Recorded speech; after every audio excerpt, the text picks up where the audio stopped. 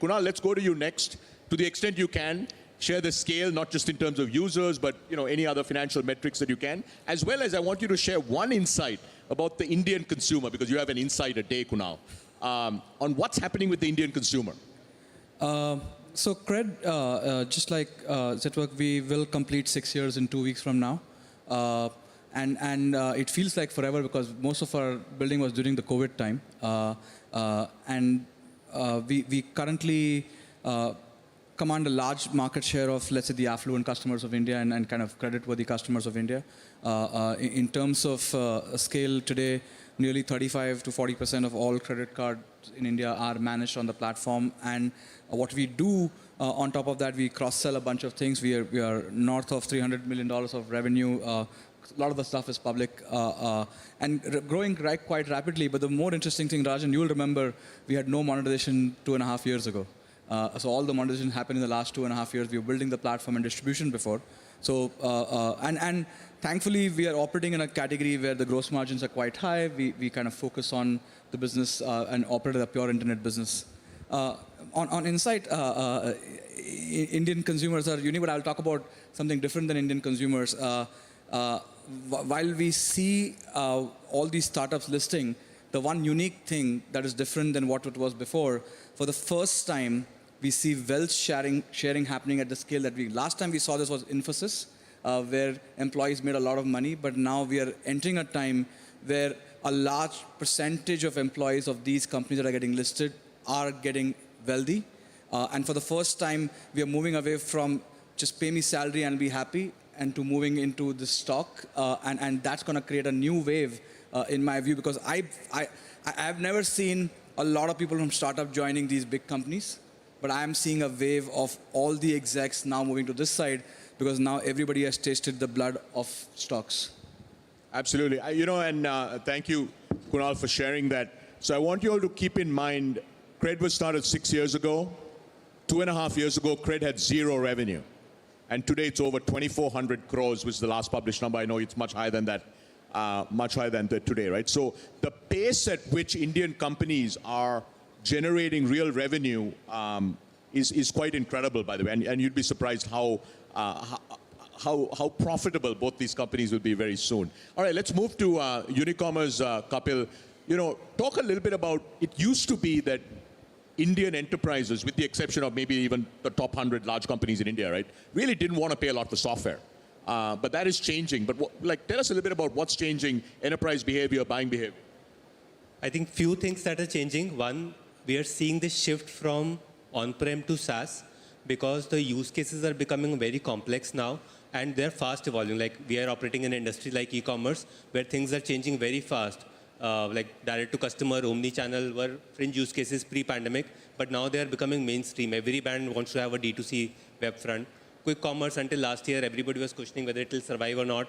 And today, it is a salient contributor to many of the categories. It's changing every quarter, every 2 quarters. And that's why we are seeing enterprises shifting their tech spends to SaaS solutions because they can keep up with this changing landscape because it's fast evolving. And more importantly, now it requires a strong interplay of different systems talking to each other, which can only be achieved through SaaS.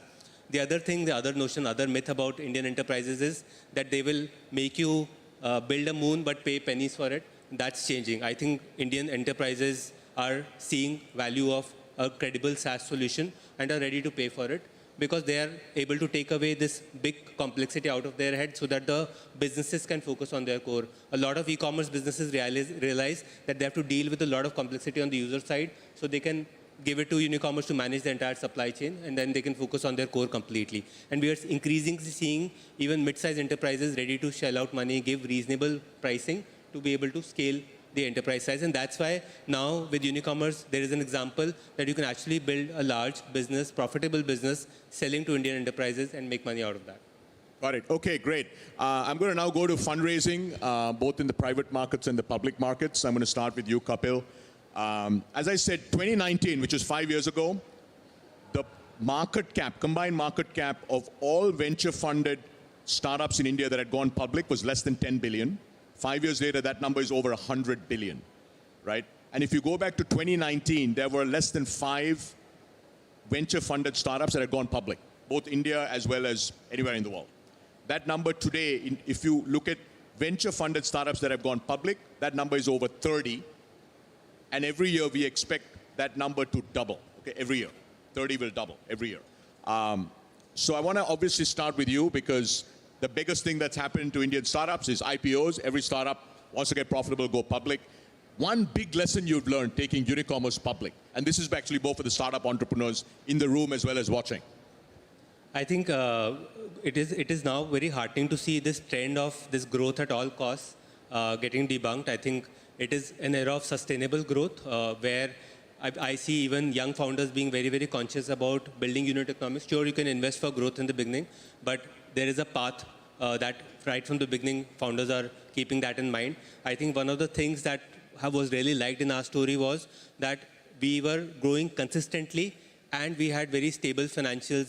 We were profitable for many years, and that is one thing that was really appreciated. And obviously, e-commerce, we've just scratched the surface. Like in India last year, about 4.5 billion shipments were processed. If you compare that with China, 130 billion plus shipments were processed. So there is a huge opportunity as far as e-commerce is concerned. And I think if whoever comes to me for advice for taking company public, and I think the biggest advice is that you have to first demonstrate consistent financials, profitability for a sustained period of time. Many founders are thinking that we do it for 1 or 2 quarters and then take the company public.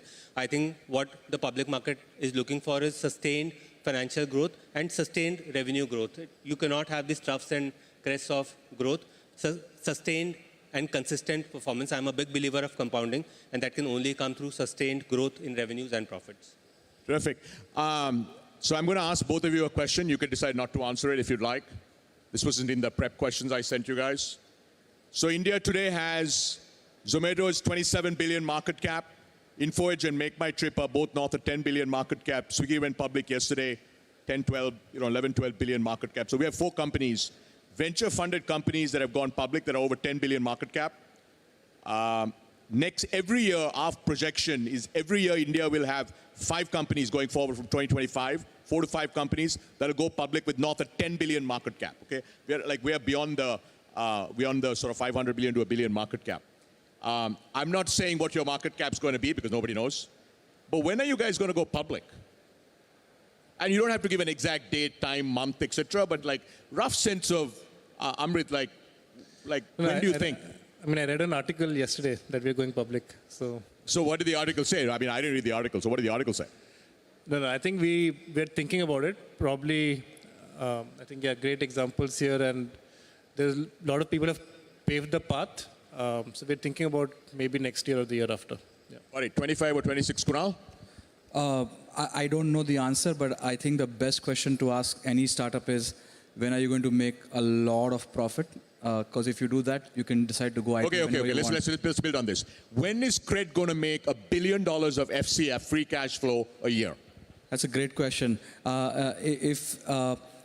operate in environments where a lot of businesses that we do are controlled through regulatory environments, and a lot of the times we have to choose business models and choices as the regulatory landscape evolves. We operate in a market where India's 50% of PAT and 50% of market cap are in financial services. And all fintechs put together today do not earn more than 0.2% of that profit or revenue right now. So the answer to that is that we're operating in the largest category that exists. It's a matter of time. Yeah, and also, just to build on that, like Zerodha, which is bootstrapped, has $1 billion of revenue and 500 million of free cash flow already, and the company's never raised a paisa. Okay, we are a little over 2 minutes left. So last question, I'd like each of you to talk a little bit about 10 years from now, right? A decade from now. How big can each of your companies get? And it can be revenue, it could be users, it could be whatever metric you'd like. And then that's question one. Second question is, what do you think will happen to our startup ecosystem 10 or 15 years from now? Some characteristics in whatever dimension you'd like. So I'm going to start with you, Kapil. I cannot comment on the revenues, but our revenues are linked to the number of transactions. As I mentioned, there is a significant headroom of growth for the transactions. Just looking at China's example, China is already 30 times that of India's transactions. And the good part is we are in an industry like e-commerce where things are changing every quarter. So we are seeing this innovation happening every quarter. So I think we are interestingly at a cusp of 3 trends, which is e-commerce, supply chain, and technology. There are interesting things happening on each front. AI is like an overabused word now, but we are, although it's not come into the supply chain space as much as it has probably done in marketing and support yet, but we are seeing very interesting developments happening in the e-commerce technology space, which is to do with omni-channel retail technology. Similarly, on supply chain, we are seeing a lot of innovations on automation, robotics, etc. coming in. So I think 10 years, like it's hard to predict. Like 2 years ago, who would have thought that D2C omnichannel will become mainstream or quick commerce will become mainstream? So 10 years is a very long time frame, but a lot of exciting stuff is going to happen in e-commerce, in supply chain, and broader technology sector. Got it. So like 10, 20, 30, 40 times bigger. Got it. Kunal, we'll go to you next. 10 years from now, how big is Cred? 27 to 30% of US market cap is tech companies. India's market cap on tech companies is probably less than 2%, 5%, whatever you want to put it at. It's about 100 billion on call Yeah. it 5 trillion, 2%. Yeah, 2%. And I told you two metrics. One is that tech will become highest part of market share. Financial services will remain 50-odd% till we become developed nation. So let's call it till Viksit, we're going to be largely financial services on market cap and something. When you combine both of these Venn diagrams, you can easily imagine a few $100 billion companies. We wish we are one of them. There we go, 100 billion market cap next 10, 15 years. By the way, we do think that India will have its first $100 billion market cap venture-funded company before the end of this decade.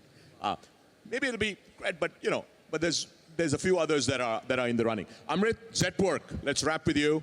How big can Zetwork get? I mean, again, I'll just answer it thematically. Like, we sit on three very important themes. We are a very big part of helping the Indian economy grow with making manufacturing more efficient. We're helping India replace dependency on China, and we're also helping the world reduce dependency on China.